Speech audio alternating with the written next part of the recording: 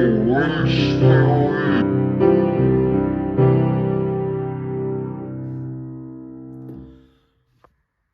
what does critical race theory actually mean? We may never know until we look at a definition. Oxford has defined it as a set of ideas holding that racial bias is inherent in many parts of Western society, especially in its legal and social institutions, on the basis of their having been primarily designed for and implemented by white people. While this definition doesn't raise too many alarm bells on its own, it does lead to a few questions. Question one being, why do we need to be taught to see racial bias if it's so ingrained in society?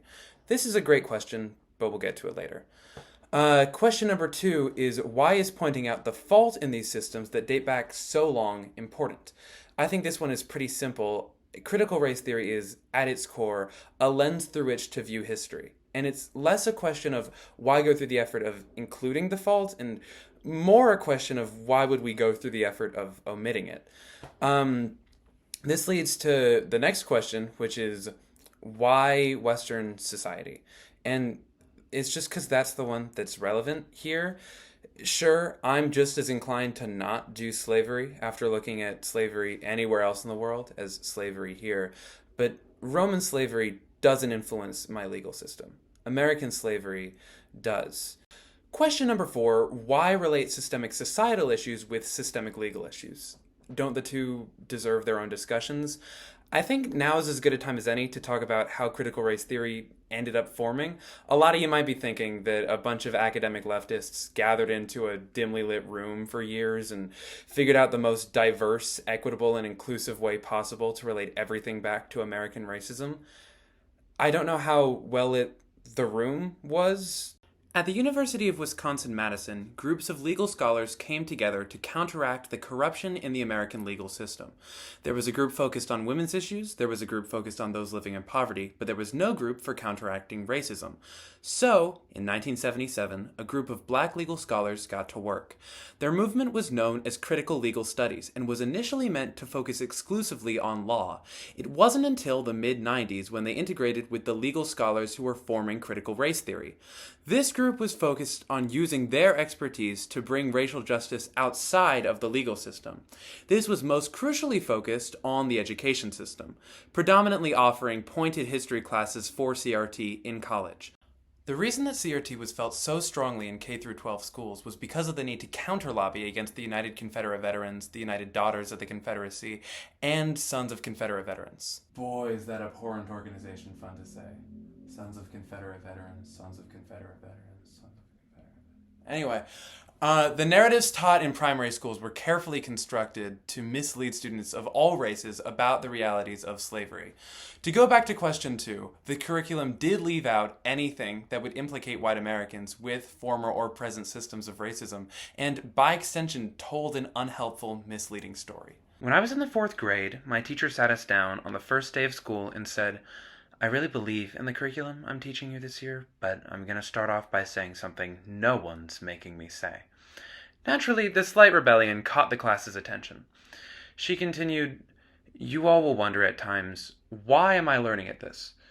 And no matter what you've been told, this is a good question. Sometimes you learn just so you can learn how to learn, but more often than not, what we're teaching you can really help you. When I was in elementary school, there was a bodega right across the street, and after school, everyone would rush there to buy a candy bar or soda. One day our teacher came into class and announced to us we were being scammed. We knew the snacks we were getting were more expensive than the numbers on the shelves, but we were kids. How are we supposed to figure out the tax code? Our teacher showed us how to figure out how much we should be paying, and before we knew it, we had not just learned taxes, but we learned fractions. That one lesson has probably saved me $100. In here, these things might seem boring or useless, but there's reading, writing, math, science, history, and art all around you. You know what else is all around you?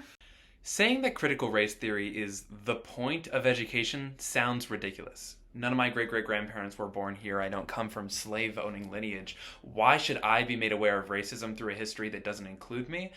Because it's all connected.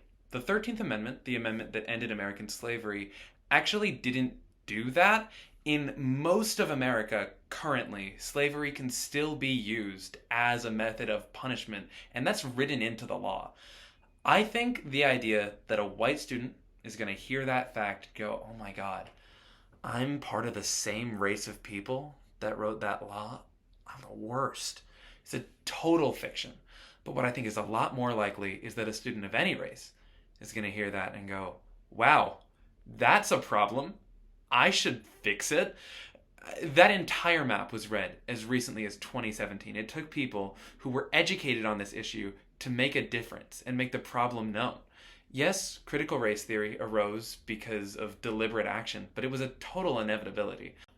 Ever since schools have been integrated, it's been impossible to downplay the disparity between white students and black students, or more specifically, the disparity between white students and everyone else. And children deserve to understand the roots of their oppression. Children deserve to not have their curriculums dictated by the same people upholding the side of slavery. Sons of Confederate veterans. There are no sons of Confederate veterans. What a dumb name. Students deserve to have a place to speak out about their own experiences and to listen to their peers, because racism doesn't wait for kids to grow up. And teachers deserve to be the first line of defense against oppression, not the vessel through which it spreads. That's not a theory. It's a very strongly worded opinion. Thank you for your time.